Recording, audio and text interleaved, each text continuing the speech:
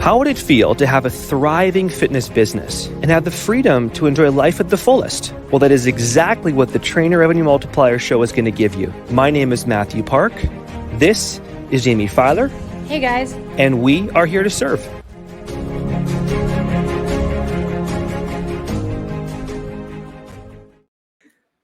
What's going on, everybody, and welcome to the Trainer Revenue Multiplier podcast. As always, I'm your host. No, just kidding, because last week I was not your host. Aww. Well, we missed you, Jamie. I missed you. Okay, deeply. As usual, I am your host, but every once in a while, Matthew steps into my large Jordans and takes over as host. How are you doing, Matthew? The Jordans felt tight. I think there's so much capacity in those babies. When my feet go in there, it's like, oh man, Jamie's got these big shoes on. Big shoes to fill. Oh my goodness gracious. Yeah, so good. So freaking good. Alvin's call was fire. That was nice. It was awesome. It was awesome. Yeah. Yep. Magnify, 10x, all that good stuff. Yeah, I was going to say, Alexa, play Level Up. Yeah. Dun, dun, dun, dun. Where's the music? That's it. But I mean, it really segues perfectly into today's topic because you cannot level up if you are forever busy, right? Exactly. Yeah. Would you say, Jamie, it's funny that you bring this topic up? Like, you've been in coaching for a long time, many years, different aspects of the coaching industry, right? Mm-hmm. From writing to competing to hosting at big events to being an authority, now coaching, now CrossFit, pro now or something like that, close to a pro or something like that. Yeah. Bodybuilding shows, and you just keep, leveling up, right? Mm-hmm. So when you think of busyness, because you're like a time management master, right? What comes to your mind? Oh gosh, chaos. Yeah. Hustle and grind and being a slave to your schedule rather than being in control of it, feeling helpless. I don't know if that's the answer you expected, but when that is my word association when I hear the word busy. Yeah. It is not something to be celebrated. When we ask how our friends are doing, they're like, oh, work's been busy. And I'm like, that sounds awful. I'm sorry. And please talk to my friend Matthew Park to maybe sort that out. Well, then refer you to Jamie Filer for some coaching. Yeah. Well, I don't know. What comes to your mind when you hear busy? Heaviness, overwhelm, and I think I pretty much know all the coaches that would come to us, Jamie, in TRM, usually are in that place. Sometimes they're in a place where there's getting clients or building, but most clients come to us and they're overwhelmed or they're busy. Absolutely. Yep. I will also say, let's give credit to our TRM Silver people who aren't even necessarily busy with clients yet. But when we throw all of the modules and the training and the courses at them, now they're a different type of busy. So it really all leads back to the same thing. Are you in control of your calendar or is your calendar in control of you? That is a great way to put that. Yeah. So when you think of that concept of going from busy to optimized, what do you see it as phases in business growth, right? Yeah. Right. Yeah. Going from a phase where you might actually put your head down a couple of weeks of hard work just to get this one phase done. But all of a sudden, the result is you just gain back 7 hours in your week because you got this one thing built that allowed you to now have freedom to go with your wife or your husband and your kids. So how would you see the evolution of busyness to optimized from your experience in TRM as being a coach, Jamie, and mentor? And I'm going to really hope and pray that Alvin is proud of me for this one, but it's going to start in your mind. So if you're one of those people who takes pride in the fact that you're busy, or you love bragging about the fact that you're busy, or you get jealous when you hear other trainers say that they're busy, that's your number one step in your evolution, is to reframe that. You want to start using the word productive as a synonym. That's okay, right? But you also, again, think the way I think. When I hear trainers say that they're busy, the first thing I want to do is put them in TRM. It doesn't make me jealous at all. So step number one, reframe your mind. Busy is not the same as productive, but we might want to start using that word. Step two is awareness. We need awareness of what we're doing that's keeping us busy. So Matthew, I believe you and we have an entire separate podcast about time auditing and time budgeting, but do you want to quickly kind of sum up the action steps of a time audit and why we do it? I'd love to, Jamie. Maybe fill the gaps in for me, of course, as I share. So first thing, and I want to just kind of go back for 1 second on a very short 30-second story to kind of bring context so the listeners as well. So I used to use busyness as a badge of honor in my earlier life. And because my family and my growing up on a farm, it was all about working all the time to show that you're busy on the farm, taking care of cows, and you're working on the crops 24/7. It was like a badge of honor. So I took that belief with me for many years. And then, as we started to grow TRM, Jamie, over the years, that belief has totally changed into now leveraging. So going back to the process, low leverage, high leverage. Yeah. So leverage could be things that if you ask the question, you paid yourself 10 or 20, $30 an hour for, what would those items potentially be? Absolutely.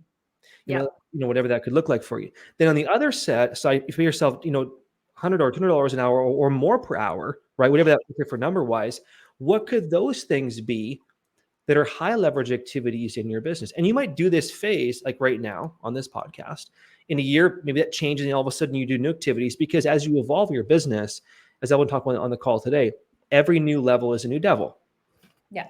So when your business is at 20K a month, you'll do certain things. When it's 40K a month, and more, you probably have an alteration of activities as you progress. Yep.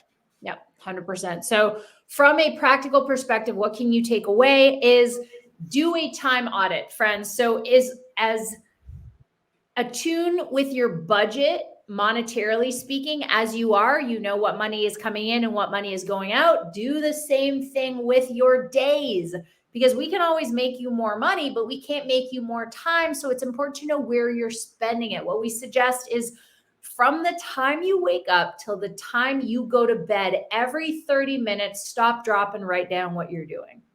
So 6:37, 7:38, 8:39, all the way till, like, if you know that you're kind of just done for the day around 7 p.m. and it's nothing really after that, you can stop at 7. But literally every half hour should be accounted for. So that's kind of step 2. That's your awareness, is knowing where your hours are going the same way you are cognizant of where your dollars are going.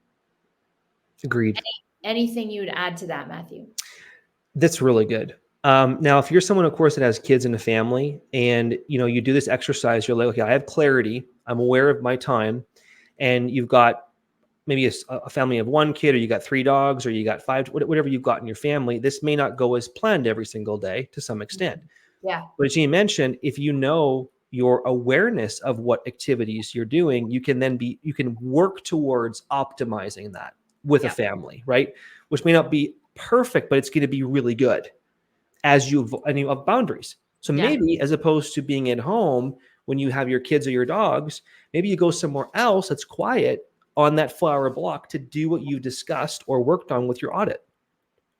Just looking at possibly environmental updates that can put you in that productive flow place to be more productive at the end of the day. Totally. And that could be its own separate topic, right? How to create an environment conducive to flow. So step number 3, and Matthew, you mentioned this, is we're organizing our time, right? So same way when you go to your accountant and they look at your monthly spend, my accountant says to me, okay, Jamie, of these things that you paid for, what was work related?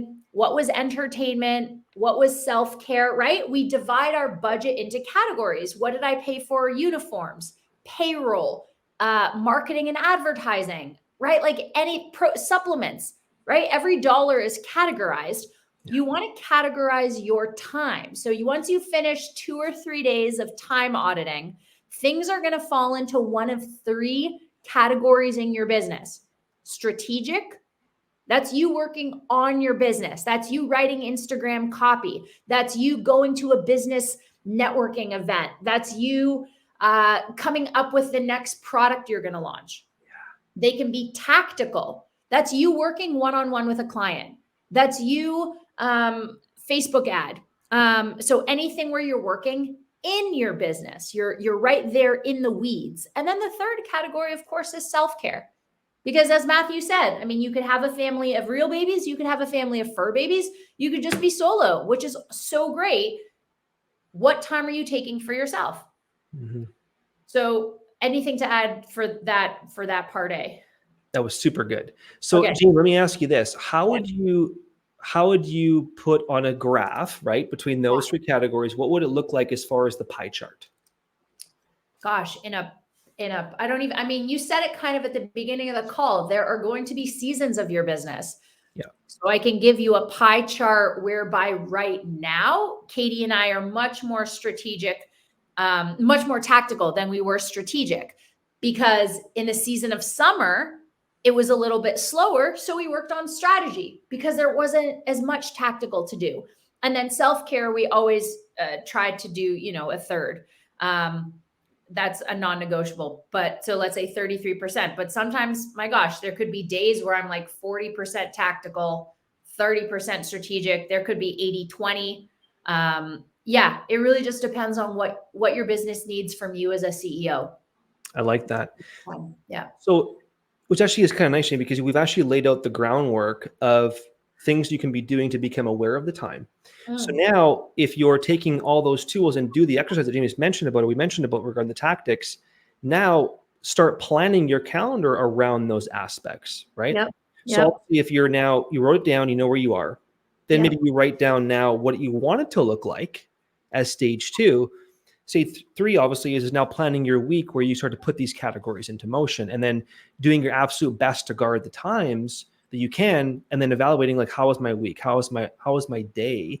Sure. So as things do come, you're like, okay, is this actually within the tactical category, or is it potentially could be left for a different day at the end of the day?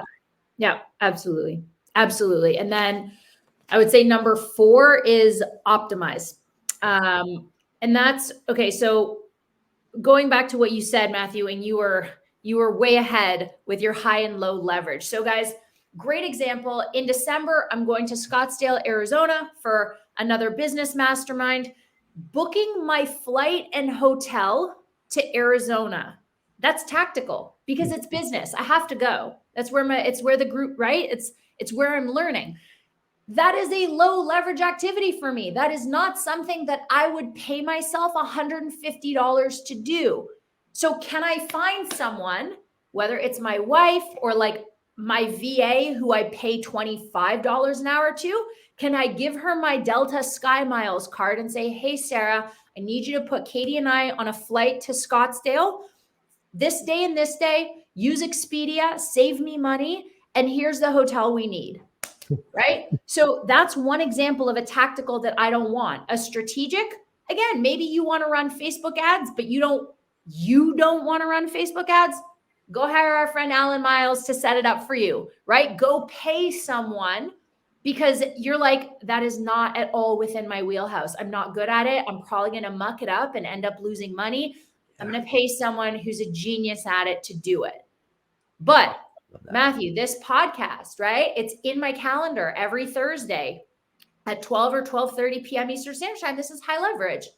This is tactical for me. This isn't on my business, but this is in the TRM business and I love it. So I keep it, right? So guys, optimize your schedule by outsourcing all of those things you deemed low leverage. So there's one thing you missed, James, that you also on those Thursdays, once in a while, recharge your battery with Katie. So you might be away somewhere and I'll take over once every in a blue moon. But that just shows you're leading by example, where when you're in, you're in. And when you're like, you know what, I'm gonna take time off. No sweat. We got your back as you would have mine. That's why we have a team. But that's the beauty of us having an optimized business and working, keep improving it to get better all the time. Yeah. Is, you allow yourself to open the space to have someone else, once in a blue moon, take over that role. But all of a sudden it gives you space to go take care and have fun and be adventurous, which creates creativity to come back and have more bigger ideas. And then, which will again only lead to more and more growth. Another great example of that is I was having a little powwow with some friends yesterday, and we were talking about our time blocking. for sales calls. And one of them, two of them actually have between 8 a.m. and 8 p.m. open for sales calls every day. And then 12 till 3, one of them has on Saturdays. And I said, don't you get burnt out? And they're like, well, what if someone on the West Coast wants to talk to me after work? And I said, okay, but like, couldn't they find a time that fits in your schedule if they wanted to work with you badly enough?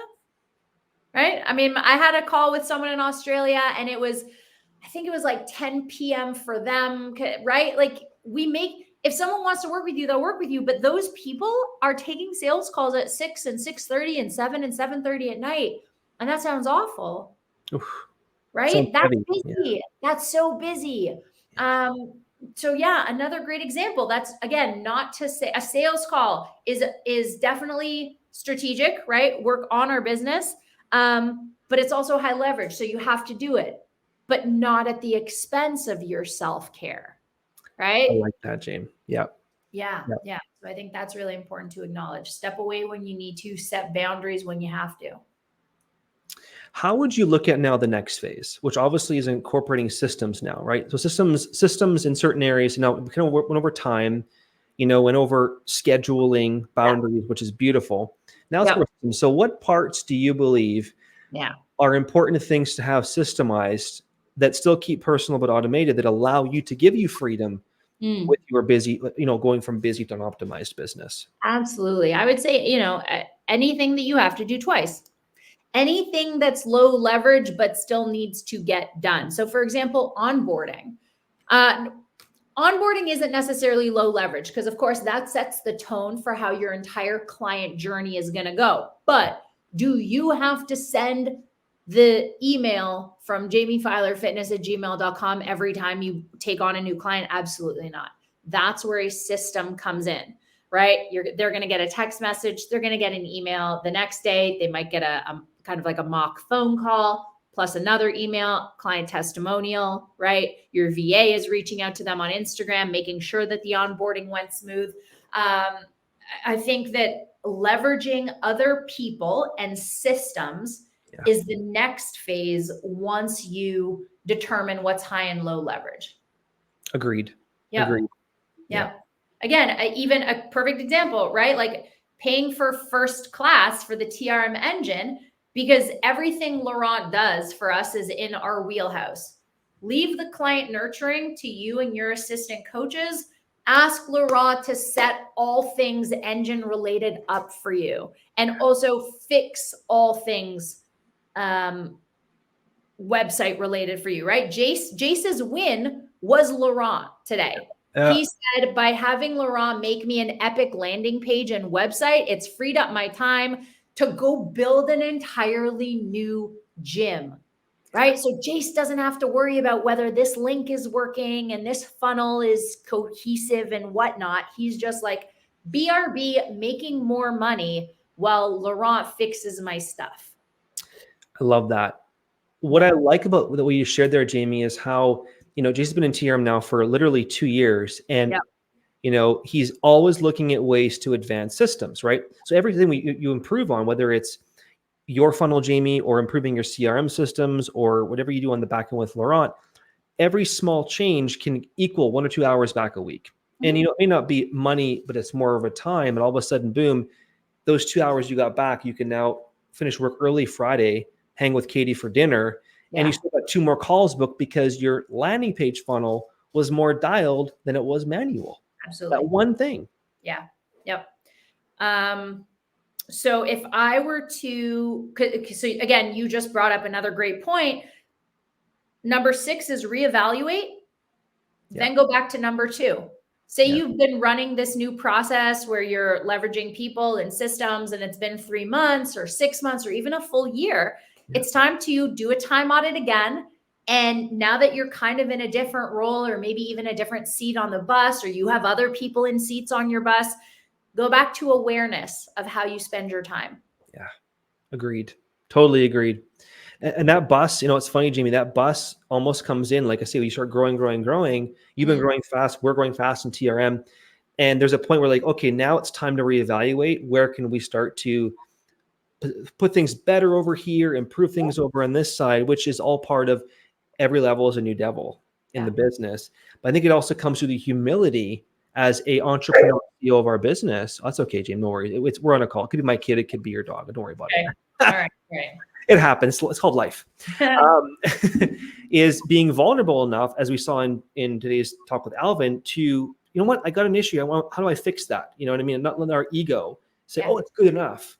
But if we can find, you know what, I want to become better. How can I get better here and not judge it, but like actually like say, okay, where can we improve? Boom, improve it. All of a sudden we go here to here. And that's being more optimized too. 100%. So if you've made it this far, guys, let's summarize for you. Number one, stage one in the evolution of going from busy to optimize is changing your language around the word busy, right? Not rewarding yourself for it. Number two, awareness. Where are you spending your time? Make that time audit calendar for yourself, maybe 2 weekdays in a weekend, or just 1 weekend, 1 weekday. Step number three is organize under the categories of strategic, tactical, and self-care. And then within strategic and tactical are your things high and low leverage. Step number four is optimize. Trim the fat. Get rid off board the stuff that is low leverage. You shouldn't be doing it, which brings us to number five, which is leverage other people and systems. Maybe it's time for you to get a VA or a setter or an executive assistant or an assistant coach, or just use Laurent more. And then finally, number six is once you've been doing 2, 3, 4, and 5 for long enough, go back to number 2. Yet again, see where you're spending your time. How many low leverage activities? Do you have enough self-care in there? And reevaluate your priorities. This literally, Jamie, was a brand new TRM Gold training. Literally, they got this for free on this podcast. Welcome. So guys, if you're listening, you just literally got your own training at no cost. Appreciation from, you know, our family to your family. We just want to see you grow your business. Is all I want to see for you. That's it. So guys, if you liked what you heard, please make sure that you rate our podcast, you subscribe to our podcast, you share it on Facebook and Instagram. Matthew, where can people find you online? At Trainer Revenue Multiplier on Instagram, and same with, actually it's Matthew Park on Facebook. So that is where we can find us on our website. It's just TRM. And you want to get some value for your coaching business, guess where you're going to come? You're going to come to us at TRM because we're going to help you grow, whether you're a beginner part-time, whether you're highly advanced and you need to get some time back, optimize your business. You're going to think of one company, Trainer Revenue Multiplier. Thanks, Jamie. You're welcome, guys. Thank you again so much for joining us, and we look forward to seeing you next week. A